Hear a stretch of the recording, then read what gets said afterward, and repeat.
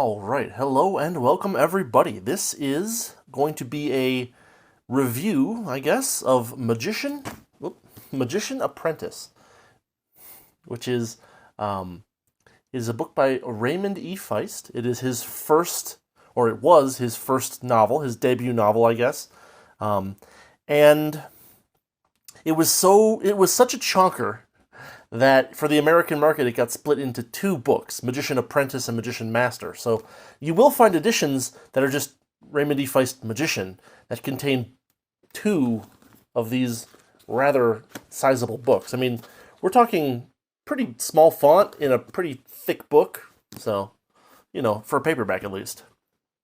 So I may have mentioned this once before, but, I actually got my first taste of the Raymond Feist world back in the mid 90s when I was probably in middle school or very early high school and picked up a copy of Betrayal at Krondor, which is an old, from that era, computer RPG.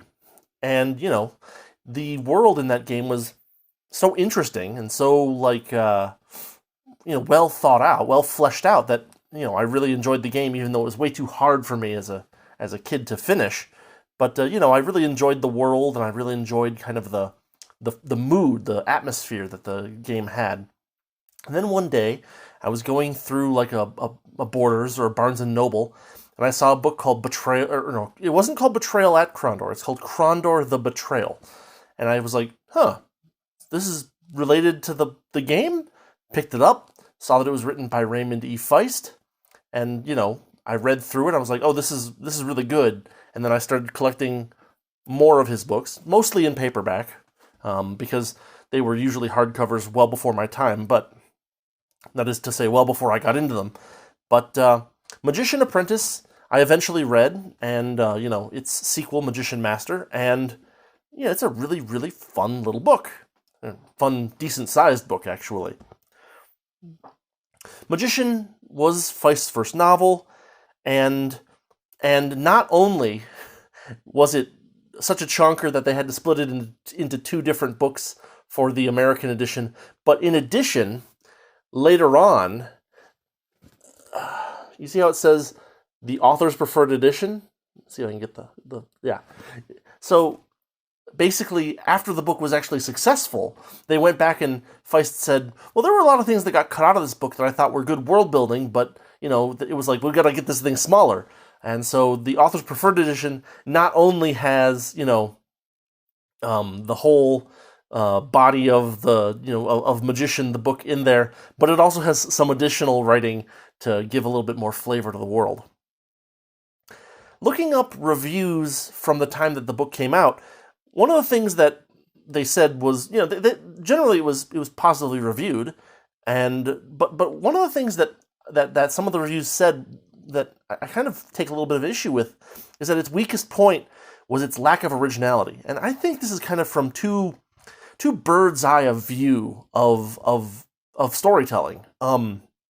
It's like saying unless you come up with a new genre of book that there's nothing original in it.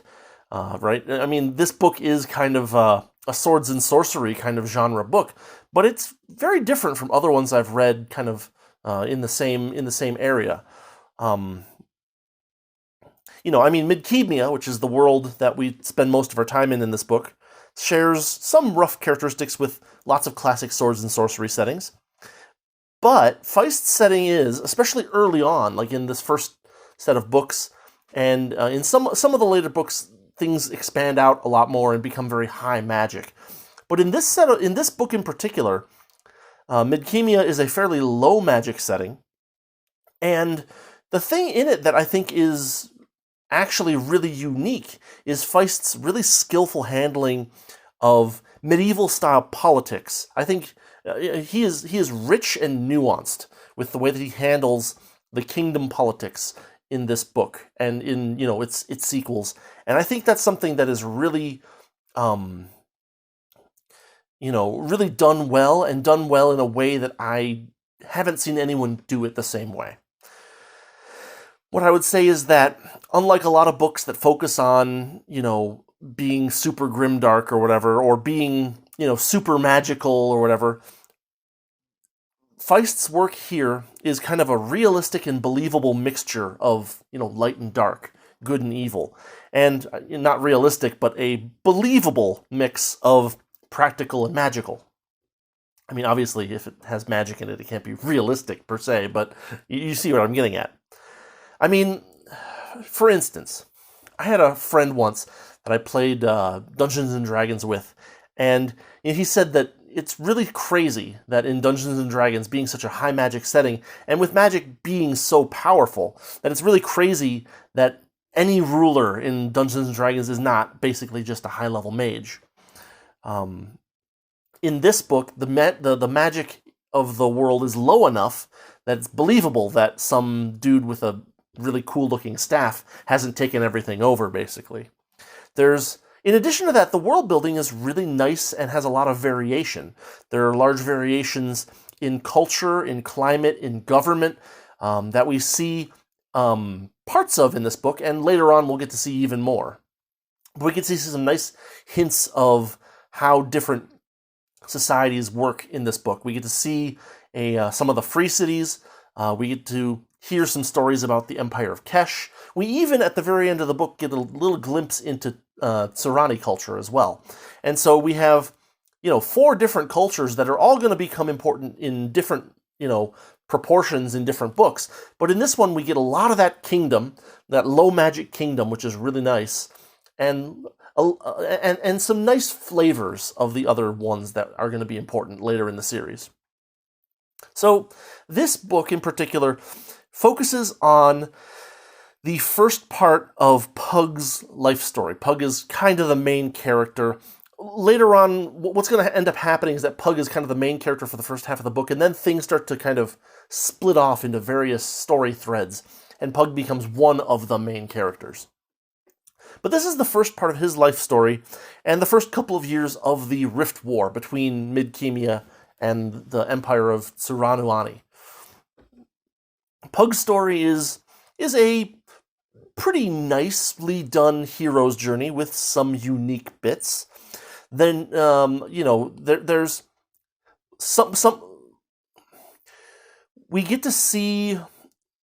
It feels like a hero's journey, but we're actually only getting the first stage of the hero's journey in this book. It's actually kind of a nice little novel twist, because you don't know that it's coming if you haven't read the next book.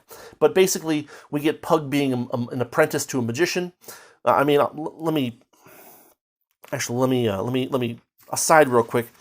Before I get into Pug's story, I'll note that like the narrative in this book is localized in one place for like the first half of the book, and then it splits up gradually. People split off from the main party, and we kind of go away from them, but we come back and we see some of the stuff that they're doing. And these threads are kind of going off on their own, and these characters are kind of making their own way. It's a very nicely done story they don't just jump around to people you don't know about or care about, like that Dragon Wing book that I couldn't finish, right? That one, it was like, here's these characters, and, some interesting stuff happens. And then we jump to a totally different, unrelated set of characters, and then some stuff that's irritating goes on. And then we jump to a third group of characters, and that was when I pulled the eject cord on that book. But in this one, we start with a group of characters, and we get to care about a little bit about each one of them. And then as the story goes on, these characters split off from each other. And so it feels very natural for, after these two characters have split off, a little later on, we've been following Pug, and then we hop over to somebody else kind of thing and come back. So it feels very natural. It's not overdone where we're constantly hopping back and forth rapidly and kind of getting whiplash based on that. It's very, very gently done, and it feels very natural. Feist, it turns out, is great at juggling multiple story threads without really rushing to bring them back together. Some authors, you see them kind of like split the story, and you just know that they're salivating, waiting to bring them back together in a climactic way. And Feist does not rush it in this book. He's very good at just letting these things kind of develop on their own and really feel like independent stories for a while. There are a lot of threads started here. They'll come together later. Some of them will come together in later books, and not all of them will come back together at the same time. That's another element of Feist writing that is something that I really enjoy, that you might take your original thread and split it into 4 different threads. But it's not that all 4 threads will come together at the same time. It's that these 2 will come together. And then maybe this one will come together with these 2. And then they'll split. And then this one will come back into this one. You don't necessarily have this desire by the author to bring everything, to cram everything together into one thing all at the same time. You really get this very organic feeling of like the stories kind of going off on their own and coming together when it's appropriate. So, now that I've had that little aside about the way that Feist writes these story threads, let's actually look at Pug's story. Pug starts out, he is a common-born orphan in the boonies of the kingdom. Krondor is the name of the city.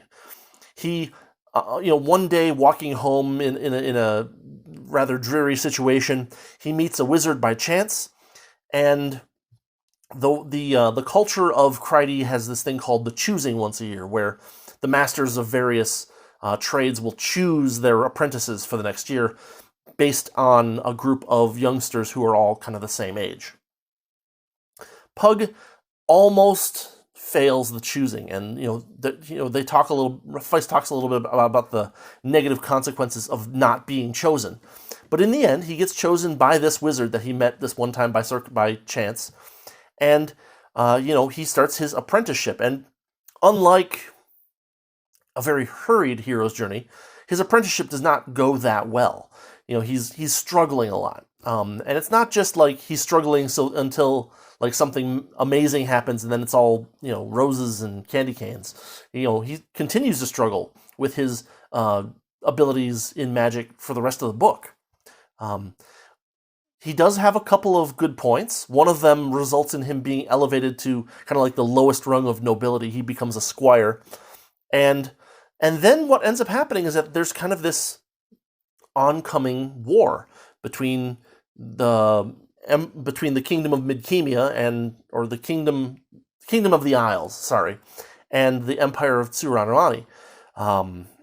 And so the rest of Pug's story is kind of about his getting rolled into the war effort. And again, it's one of those things where he's not a main character in any sense. He's almost seen as expendable by some people. And it's kind of only due to some good luck that he managed to make it through as far as he does, kind of thing. Another story thread that we get in this book is Tomas. Tomas is Pug's kind of adoptive brother. Pug was an orphan. He was adopted by Thomas, I don't know how it's pronounced, but Thomas's parents. And so he and Thomas are very close. Thomas, at the choosing, gets chosen as a soldier apprentice as he wished, and he ends up kind of tagging along with Pug in these early war efforts. There's some fun plot stuff that I won't spoil that happens there, but what ends up happening is that Tomas gets his own kind of unique hero's journey to contend with. There's a lot of mystery in this book based on Tomas's status, and so we get one fairly straightforward thread, that is to say Pug, and then we also get a thread that is by no means straightforward in Tomas. And then we even get a little hint at the end of Prince Arutha's story. Prince Arutha is the son of Duke Boric of Krondor, and he kind of goes along with Pug and Tomas in that pre-war chunk, which is kind of the first half or a little more than half of the book. But what ends up happening is that we get a nice chunk of the end of the book is following him and his efforts to basically command the Krondor garrison under the assault of these Tsuranamani characters.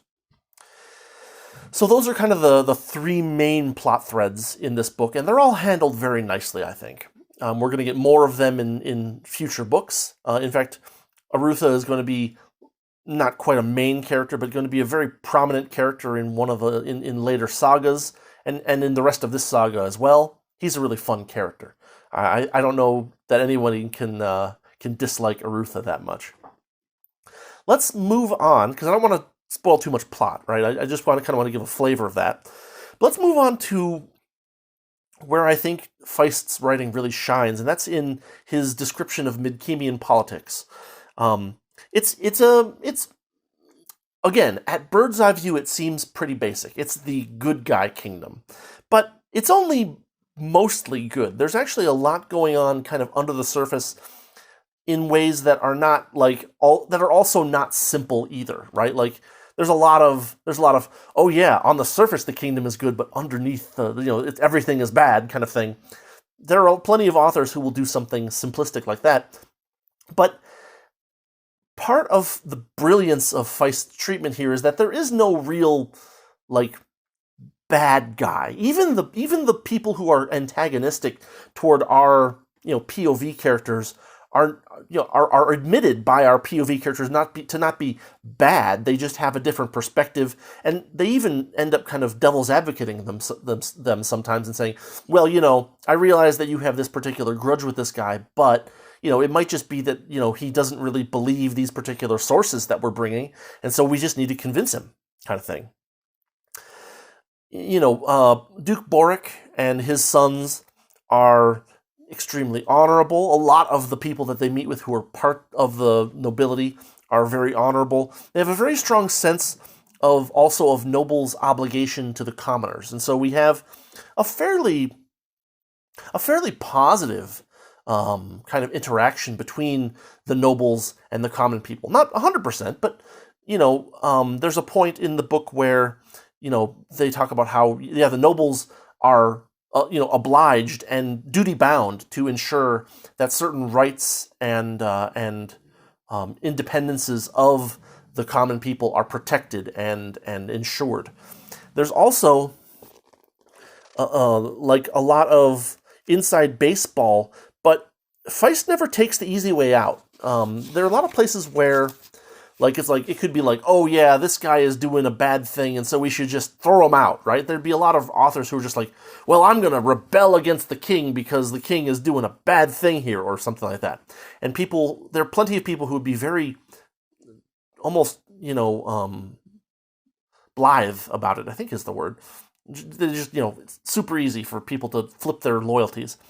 But in this book, there's a great point where there's a question raised about what Boric is going to do and what he will allow himself to do in the face of a king who it has some weird thought patterns going on, and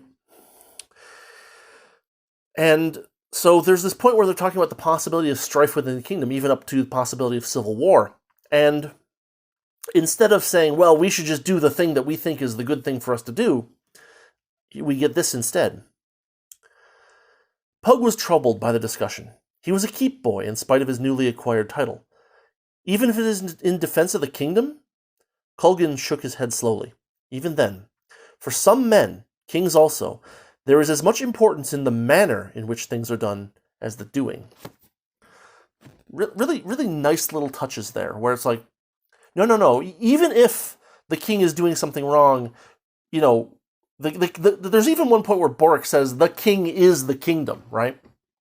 And so even if we think he's doing something wrong, it's our responsibility, our duty, to come up with ways to sway his opinion rather than simply, throwing out our loyalty as if it's something with very little value. There are hints of a crisis. There's a conflict between the prince and the king, where the prince is running Krondor in the west, and the king runs Rhiannon in the east. And both of these people are unwell in different ways. We get hints of that in this book, but no real conclusion to it. There's no obvious villain, basically, is what I'm trying to say. And so, we're going to get that throughout Feist's writing, where political things that could be handled in a very heavy-handed way are almost always handled with grace and subtlety. And that's one of the things I really love to read about Feist. As well as, another thing that I really like the way that Feist writes is his handling of sieges. It's never clinical, and it's never nonsensical. it's always got a good levels of like, we are looking at these characters and they are thinking about, the situation that they're in, and they're dealing with it as best they can. But like, we actually have tactics about siege engines and scaling ladders, and there's details in there about how they're going about these sieges, both on offense and defense, that I think are really interesting. There's a lot of perspectives of just individual people who are caught up in this fight, and we get to see a lot of how they feel and how they take it and how it affects them. We get a lot of really good, martial fiction in this book, and even more later on. Another thing Feist is good at is kind of peppering these kind of moving moments throughout the story, so that you really kind of get attached to the characters. The choosing is one where Pug is, standing there by himself, the last boy, unchosen, kind of shaking a little bit at how shamed he feels, kind of thing. But like it's one of those things where things hit a bottom, and then they come back up, but then they come back down a little bit too. There's this great scene where Pug and Tomas and Roland all get together and they kind of pledge lifelong friendship to each other. And this is kind of a moving moment that is as old as, ancient China, Three Kingdoms, right? Three friends pledging, to not necessarily to, to die together, but to at least always remain friends, kind of thing. There's a great scene right at the end about like the strangeness of war as something that men do, right? There's a scene where after an attack on a castle, the soldiers go out to put the dead onto a funeral pyre, and the Tsuranoani soldiers come in and they help too, and it's really kind of like a it's a very moving moment. It's something where you're like, wow, this makes me care about every single one of these no-name characters that's making this funeral pyre, and everybody on the wall who's like, what's going to happen to them, kind of thing. Very, very good stuff. There's more than that too. Like, those aren't the only three. Those are just the three that I figured I could say without spoiling too much. The book is full of a lot of warm-hearted comedy. It's not too sarcastic. There's a little sarcasm here and there. Elvish humor is kind of dry and a little bit comes from a perspective of aloofness at the world, kind of thing. But, that three friends moment is laugh out loud funny. Martin Longbow often has a lot of good lines here and there, including some of the Elvish humor. We have Roland and Princess Carleen have a lot of moments together that are quite, grin-inducing. There's a decent amount of like romance in the book, but it's not ever really the focus of the story for any extended period of time, and it's kept very tasteful. There's nothing in here that you wouldn't really worry too much about handing, to your young adult kid and say, read this book, but don't read these pages, kind of thing. It's kept kind of in a very PG kind of area, which helps to give the book a bigger audience, I think, in more ways than one, because you can give it to younger people to read, and also people who are like, I don't want these scenes in my book that I'm reading. I don't want to have to like flip. Oh, they're still, you know what, right? It's just like, I don't care about any of this. So you don't ever get to that point either. So with all that said, some final thoughts. Magician was Feist's first novel, and it started his first saga. This saga is called the Rift War Saga, but he has others. He has the Rift War Legacy Saga, which is, I believe, 3 books, with the first one being Krondor the Betrayal, though that's the one that was based off of the game. The story for that is a little funny, because basically someone came up to him, someone from Sierra or Dynamics came up to him and said, hey, can we license your world for a game? And he's like, well, I mean, you just can't afford me. It costs too much for me to write for you to hire me for this game. And they're like, no, we're not going to have you write it. We're just going to like look at your books and we're going to use your world of Midkemia and we're going to make a game in that world. He's like, oh, okay. And then he's like, well, can I option a book for that later on? And they're like, sure. I'm making up those details, but that's kind of the result. And so what ended up happening is after the game came out, Feist later on wrote Krondor the Betrayal and released that, and then wrote 2 more books in that same saga with the same characters kind of being in the spotlight, including one of my favorite characters of all fiction, Jimmy the Hand. We have the Krondor Sons saga, and we have the Serpent War saga.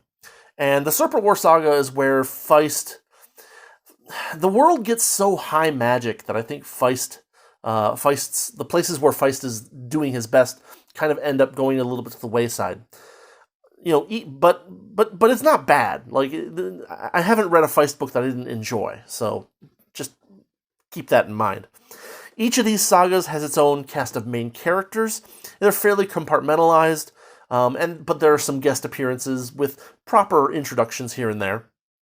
But the thing that I really like about the Rift War saga, these first books that he wrote, is that the magic levels are most of the time pretty low.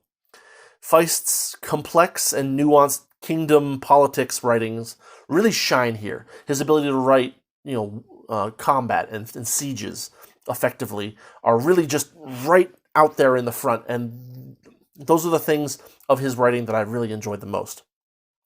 So, even though there's all these different sagas, and in theory you could start at the beginning of any of these sagas and be just fine. I think that this saga in particular, being his first, is a great place to start to kind of ease yourself into Midkemia before the other stuff starts to kind of creep in, right?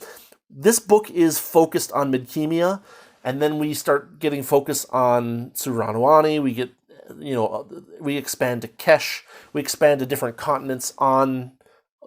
that is to say, this book is about the Kingdom of the Isles in Midkemia. But later on, we find out that there's a lot more in Midkemia, even more than just the Empire. And so this is a good place to start because everything's pretty narrow and focused, and you get that focus where you want it to get into the setting.